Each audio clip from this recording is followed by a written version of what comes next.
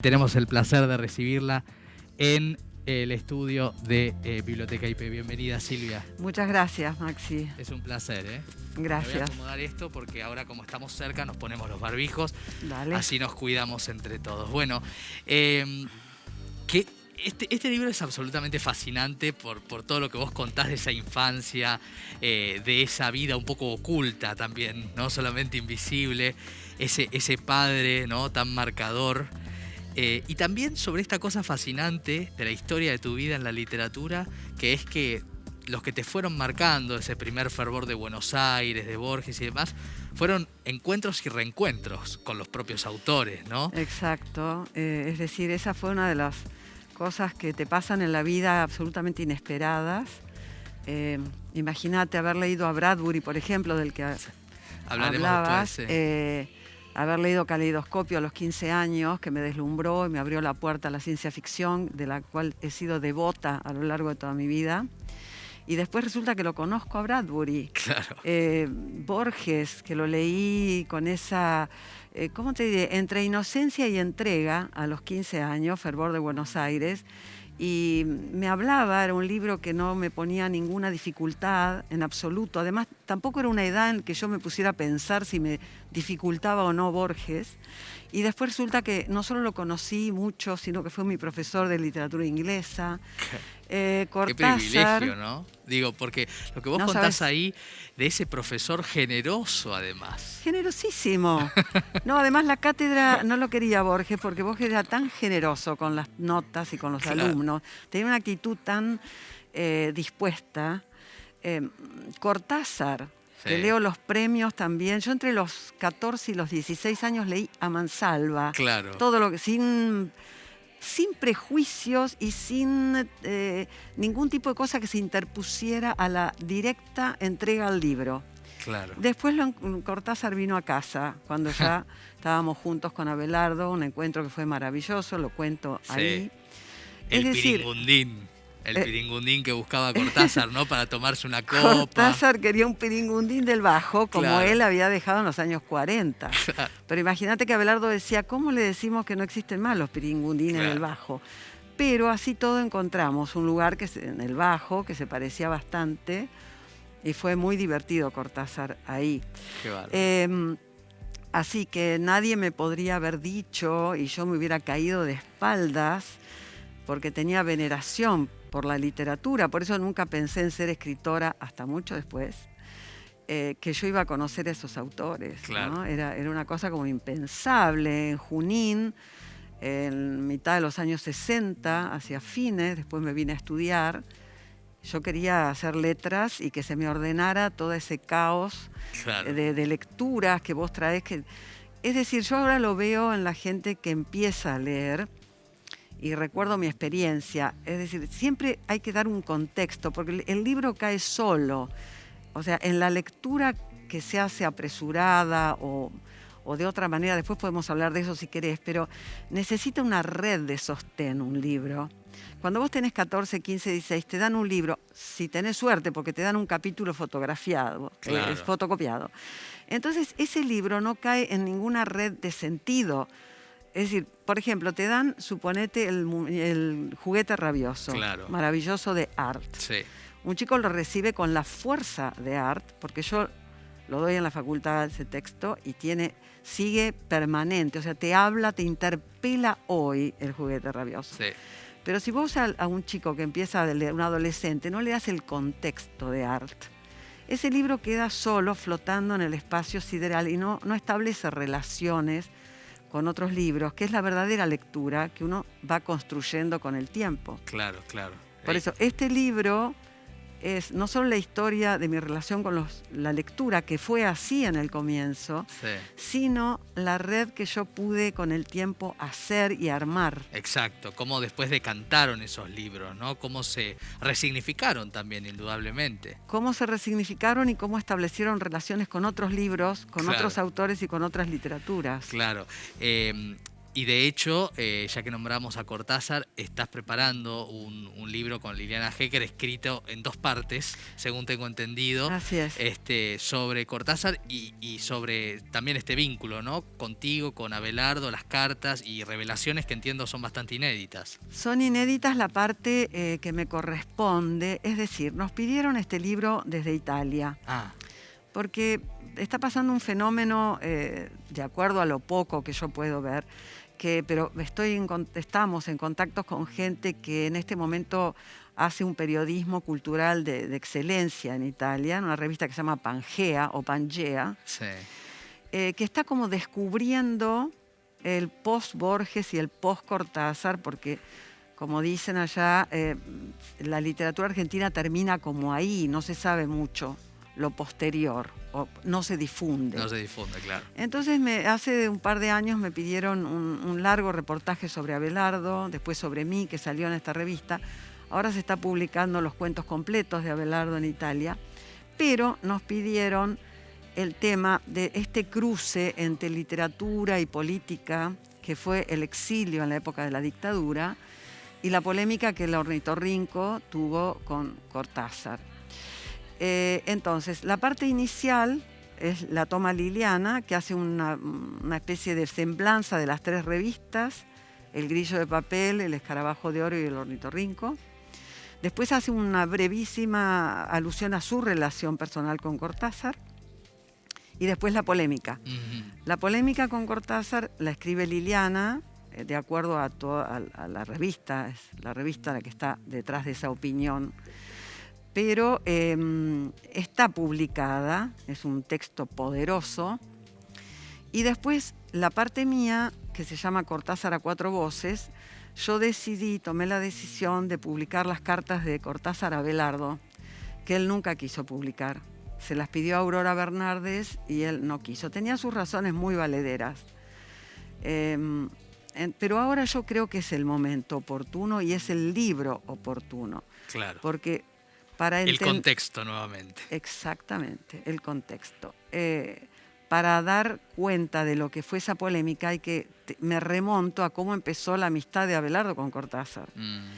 Esa amistad empezó un día que Abelardo compra un libro, estaban sacando El Grillo de Papel, Abelardo tenía 24 años, y en un viaje a San Pedro lee Las Armas Secretas.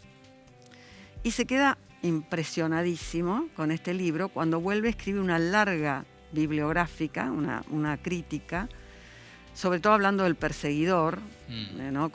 Maravillado, señalando incluso cosas que no le habían gustado por ahí o detalles. Bueno, aquí que Cortázar estaba en la Argentina, estamos hablando del 59, nadie sabía porque nadie lo conocía acá Cortázar, pero nadie. Claro.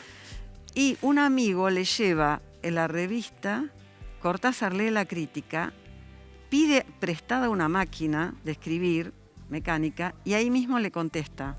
Wow. Y empieza con un pie en la planchada, ya para de vuelta a Francia, y le hace una devolución impresionante de esa crítica, pensando seguramente que Abelardo era un tipo más grande. Bueno, inmediatamente se establece un diálogo epistolar, desde ya que ya en la segunda carta Abelardo le pide un texto para la revista, que era El Grillo, y Cortázar manda nada más que nada menos que Continuidad de los Parques. Inédito. Bueno, hay una carta que termina muy hermosa porque le dice, Abelardo cuando habla del perseguidor, tan elogiosamente, dice que ahí se presiente el novelista. Claro, Cortázar después lo dice, ¿no? Es una rayuelita, dice, del perseguidor. Entonces, en la carta le dice, le voy a certificar algunos pálpitos. Le entregué a mi editor un nuevo libro, se va a llamar Rayuela. Wow. Y le prometo que no va a llevar ninguna nota al pie, con un abrazo, cuando me manda algo suyo, con un abrazo Julio Cortázar, porque Abelardo le había criticado en los premios una nota que pone hacia el final Cortázar, y que Cortázar le dice, tiene razón, medité mucho sobre esa... O sea, es un diálogo entre escritores. Es una maravilla que publiquen esto. Sí. La verdad es que tenés toda la razón en que esto tiene que ser público. Porque, digo, es parte también de no solamente la historia de la literatura, esto va de suyo, pero también de la intimidad, de la camaradería, de la amistad entre dos escritores que han marcado un tiempo para siempre.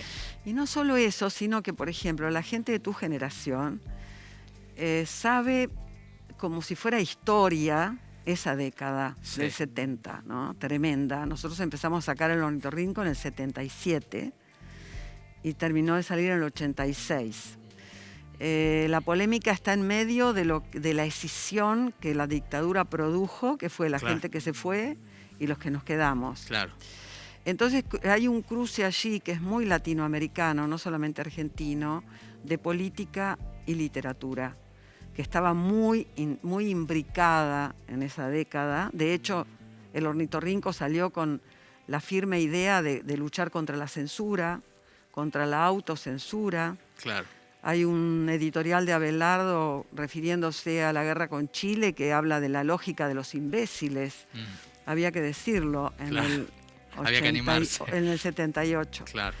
Pero bueno, creemos que con Liliana, que para una nueva generación que lo ve con tanta distancia, va a ser muy interesante. Seguro. Ver a los actores hablando. Seguro. Por eso le puse Cortázar a 4 voces, porque es la de Abelardo, la de Cortázar, y la de ustedes la mía, que voy llevando el hilo, y la cito a Liliana, que está en la primera parte. Total, que le mandamos un abrazo porque además tenemos una espectadora de lujo en Biblioteca IP que siempre me cuenta que ve el programa, así que le mandamos un abrazo. Okay. Apasionante lo que estamos charlando con Silvia. Pero vos también estuviste escribiendo, estás a punto de publicar próximamente, antes que desaparezca, ¿es así? Así es, así es. ¿Pandemia productiva, podemos Pandemia decir? Muy productiva porque, como dije en un reportaje que me hicieron también en Italia, la cuarentena es el estado natural del escritor. Claro. Más allá de la tragedia, o sea, hablo de puertas adentro, sería absurdo y frívolo decir esto, pero en realidad lo que sucede a nivel mundial nos escapa porque no podemos estar viviendo y ser jueces, ya veremos hacia dónde vamos. Pero en lo que a mí respecta, yo tengo el privilegio de tener una biblioteca inmensa, una casa hiper cómoda, mis horarios, tengo una libertad total. Y sí, en esas circunstancias terminé una novela que se llama Antes que desaparezca.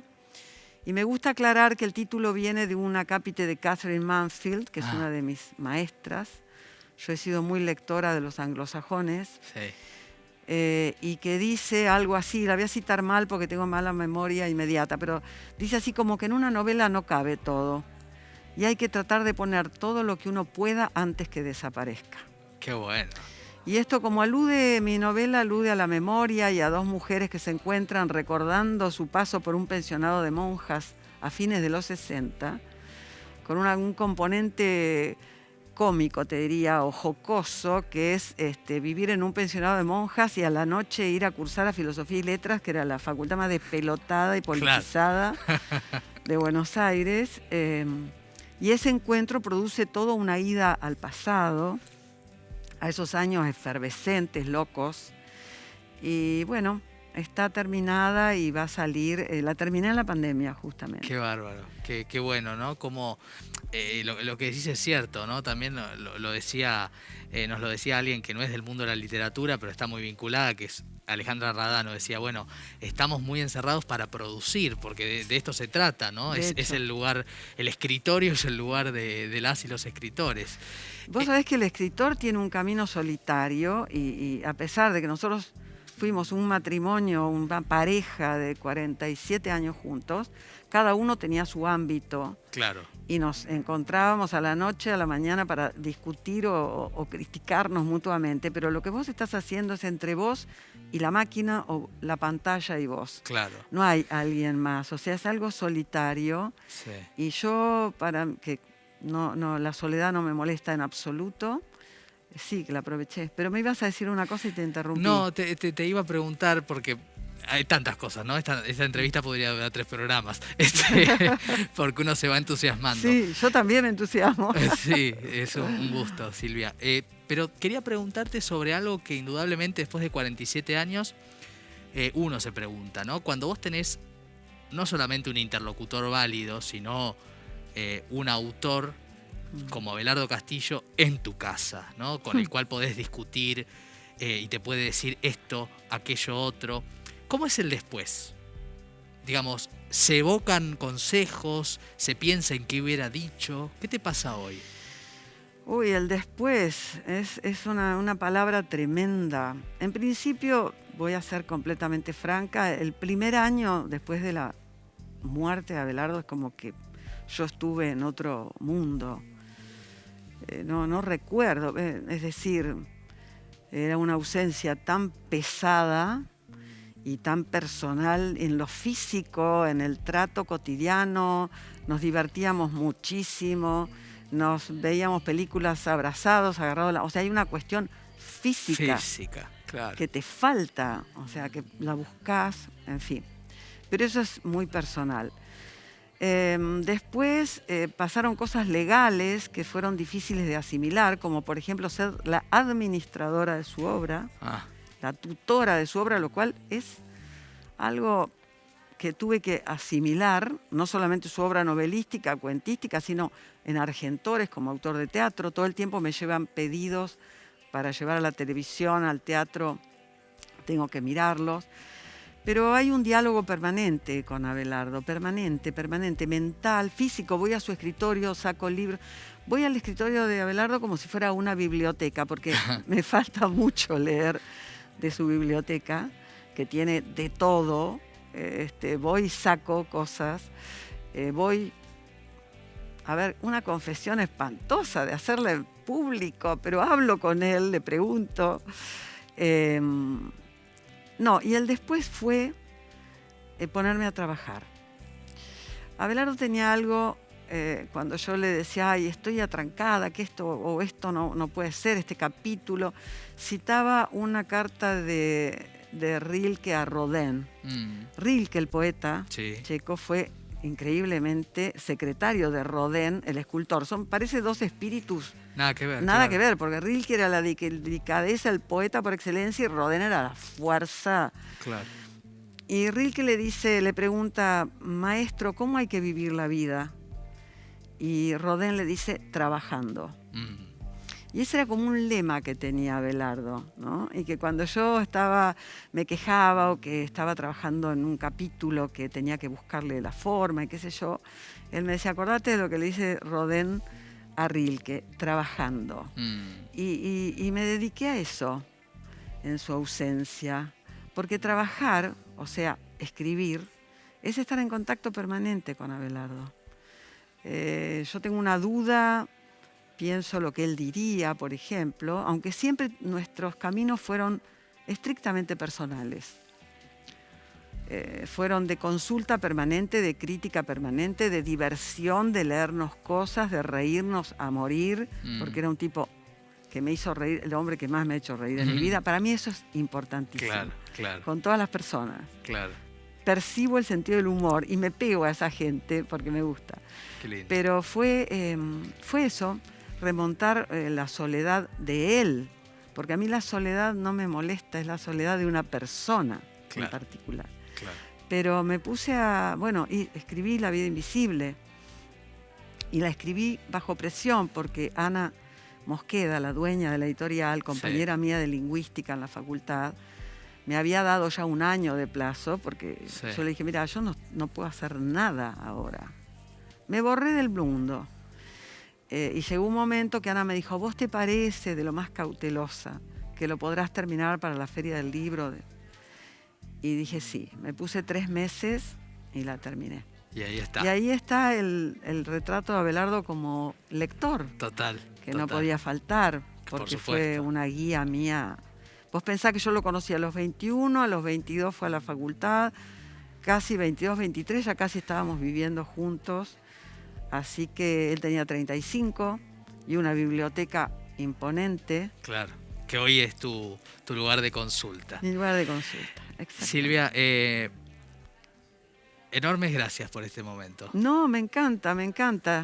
Podríamos seguir. Podríamos seguir varios programas más, la verdad es que sí. Bueno, cuando salgan los 2 próximos libros, ya sabemos que Tanto Ok. vos como Liliana van a estar invitadas y cuando salga tu novela seguramente charlaremos porque ha sido un honor y un placer. Muchísimas gracias. No, gracias a vos. Me encantó. Muchas Muy gracias. contenta de haber venido. Nosotros también de recibirte y de charlar. Ok.